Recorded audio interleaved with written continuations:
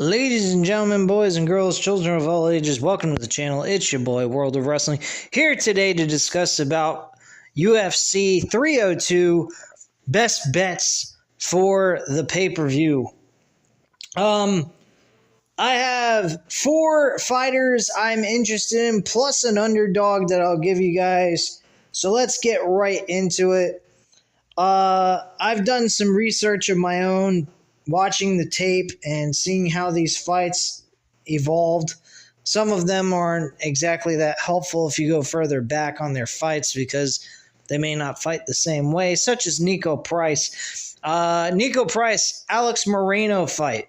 I was highly interested in this. This fight occurred back in 2017. These two fought the last time. And I looked over this fight, and I saw some good things coming out of Alex Moreno. He was very good on his feet, connecting very well. Nico Price just happened to get very fortunate, nailed him with a good shot near the end of the fight, and knocked him out. He actually did not get the W that was overturned because he tested positive for marijuana use. I don't know why you take a win over somebody who was on marijuana, but okay. Anywho, he just happened to get a very nice punch landed at the end of the second round. And I've looked at his most recent fight that he had against Phil Rowe, which was in 2022. That fight, different Nico Price, personally. I think Nico Price, in the fight against Alex Moreno, he took a lot of shots. He has very poor defense. That is one of the weaknesses I've noticed from Nico Price. And honestly, his speed in the fight against Phil Rowe, who's also on this card as well, is not exactly a very fast puncher. He doesn't throw combinations either. He is on a 3-fight losing streak, which gives us, the better, a great shot at picking a guy against him who has experience against him, had good luck when he was younger, in better fighting condition.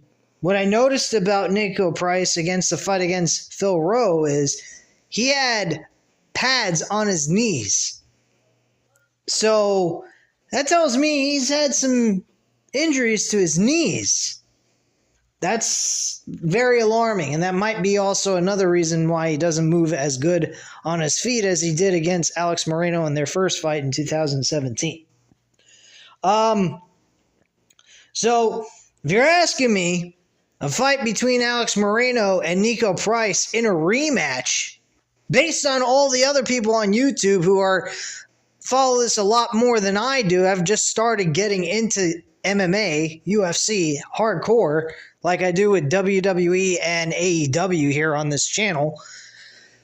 I am going with Alex Moreno. He's a minus 260 on Hard Rock Bet. I don't know what he is on DraftKings. He might be the same amount. I think I did see his odds.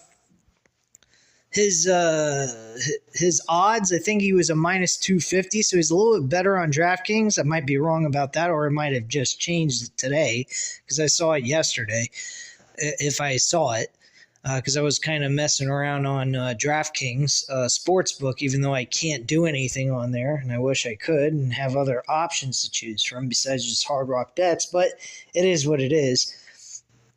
So with that, I'd have to say that Alex Moreno is a good choice and a lock. If you want to throw all your money that you have available to you to bet for this entire card, he would be the guy I would bet on. He's more of a sure thing. He's good on his feet. He throws combinations. He landed very well against Nico Price in their first fight. He busted Nico Price up. I mean, badly.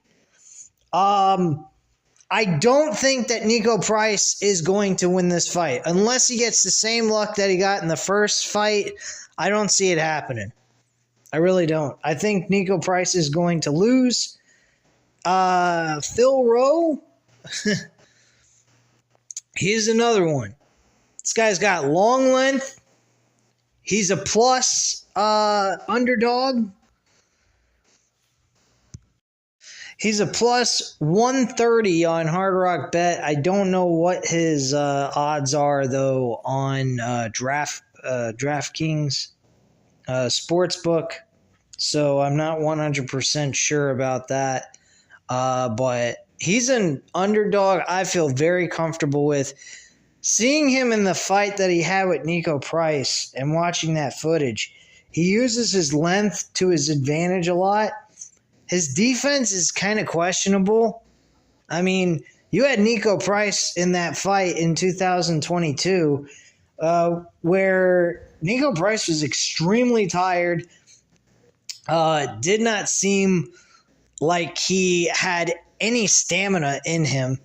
His punches were like fucking shit, except for in the third round when he gave Phil Rowe a nice shot to the face. But Phil Rowe recovered and then won the fight by a knockout. His opponent, Ryan Matthews, I believe.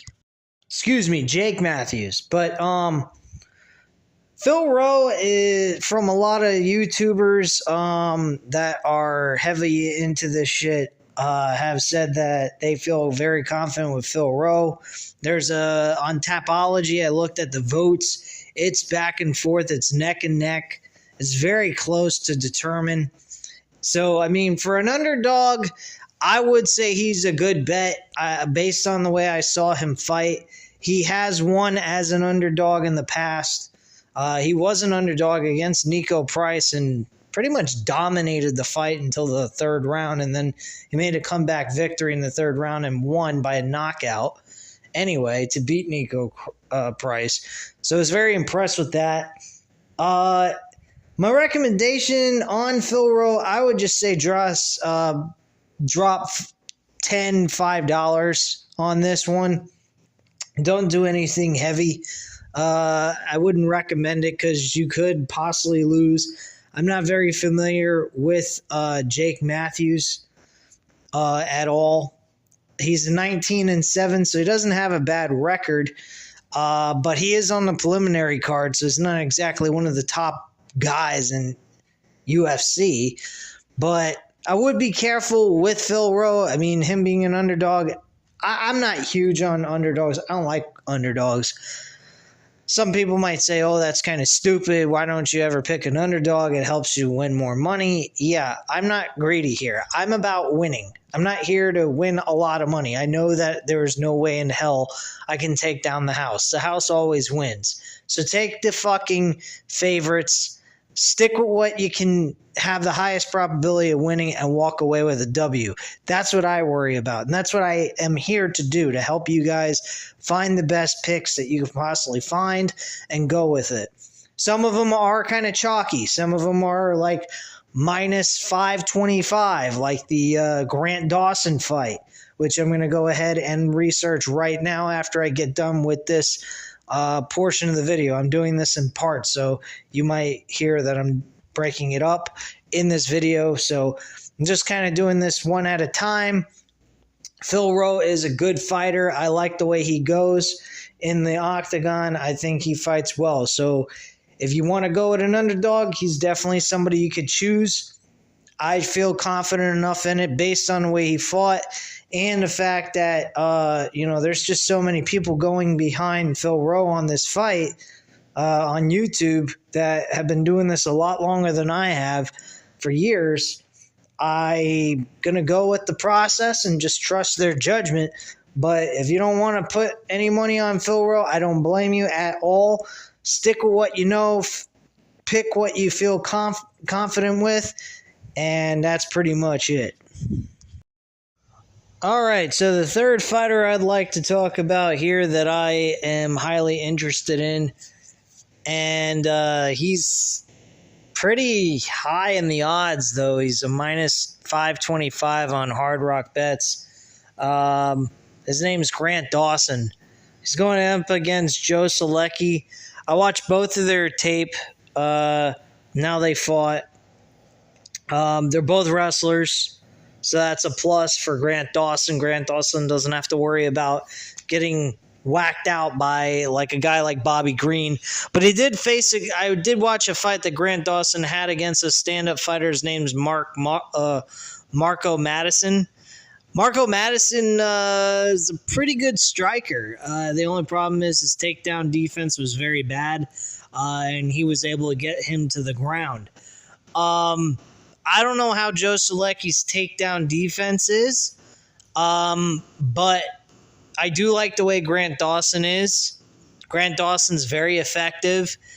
He was able to take down his opponent very well. Joe Solecki faced a guy that was 17-5 at that time, and he was 12-3. He's now 13-4. I would say that I would say Joe Solecki's takedown are pretty good as well. So they're pretty evenly matched. But I think Grant Dawson's got the advantage. He's very quick on his feet. He moves around very fast on the ground, and he can transition a lot better than Joe Solecki. Joe Solecki kind of takes his time. He has a little bit of an issue kind of transitioning a lot. Not a lot, I shouldn't say that. That's kind of over-exaggerating. But he doesn't have the ability to move as quick on the ground as Grant Dawson does. I think that this fight will go to a decision more than likely. I don't think these guys are really the best finishers in the world. I mean, Joe Solecki is good at submission, so that might be something to look out for with betting on Grant Dawson. So if you wanted to flip it up to the other side, I wouldn't blame you based on the fact that if he is able to take him down, get a submission and whatnot, I mean, that would be great. He's an underdog, though. But I think Grant Dawson's got a good shot at winning this fight. A lot of people feel the same way. He has a very high-end voting rate on the public really believe Grant Dawson's going to win this fight. So I think Grant Dawson's going to win. This is a guy I'm going to roll with. I'm not putting my whole betting amount money on, though. Alex Moreno is my lock of the night for this pay-per-view. I think Alex Moreno is going to win, and he's going to get the W. That's what I believe is going to happen. On top of that, I think by betting on him, $70 is which I'm dropping down on him, will win me about $90-something total. And then I'm gonna put a little bit extra on there with the other fighters I'm picking from, and try to get a little extra cash along with that to put me above $100 for the weekend, along with what I already have. So that's pretty much my plan this weekend with that. On top of that, guys, another fighter that I think, and I did my research on this one earlier this week, Gelton Almeida versus Romanov. Alexander Romanov. I think that Alexander Romanov is going to lose. I think Almeida has got a shot at winning this based on wrestling capabilities. He's in very good shape and so forth. My only concern with Romanov is he could hit Almeida with a good shot. Almeida is a minus 300 right now. So I think that might be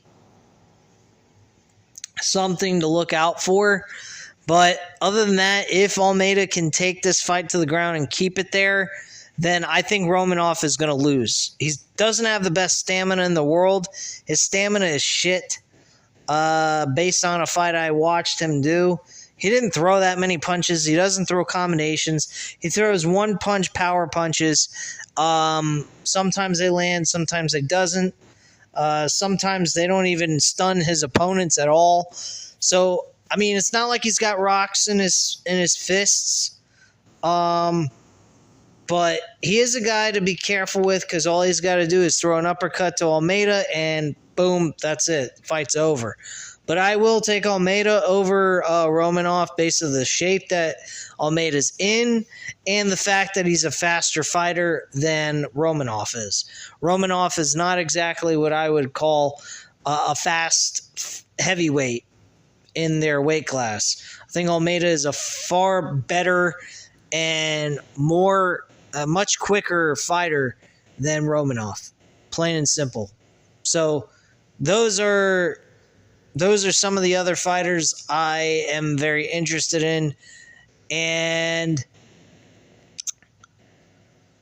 the other fighter that is taking place, Hafez. He's going up against Mickey Gall. I've seen Mickey Gall fight. I'm not impressed with Mickey Gall at all. Mickey Gall is 7-5. He ain't got the best record at all. He's going up against a guy, Basil Hafez, who's actually 8-3 with one tie or one draw, or whatever you want to call it. I think not even looking at it, I didn't even look at the tape between these two guys and trying to look for the weaknesses and strengths of each fighter. I honestly think, without even looking at the tape, I think Mickey Gall is going to lose this fight easily. Mickey Gall's been out of action for a long time, I think 2+ years. He's 7-5.